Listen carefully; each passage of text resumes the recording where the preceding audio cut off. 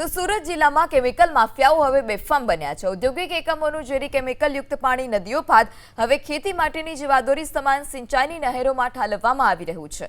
ઓલપાડ તાલુકાના આંધેર વિસ્તારમાં નહેરમાં કેમિકલવાળું પાણી છોડવાનું કૌભાંડ સામે આવતા ખેડૂતોમાં ભારે રોષ।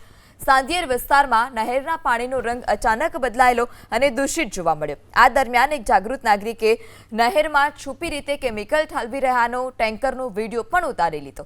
વિડીયો સોશિયલ મીડિયા પર વાયરલ થતાં જ તંત્ર દોડતું થયું।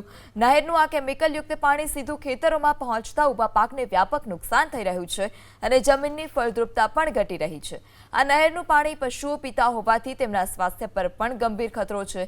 આ ગંભીર બાબતને ધ્યાને લઈ ઓલપાડ તાલુકા પંચાયતના નવનિર્વાચિત પ્રતિનિધિએ તાત્કાલિક ધોરણે સિંચાઈ વિભાગને લેખિતમાં ફરિયાદ કરી।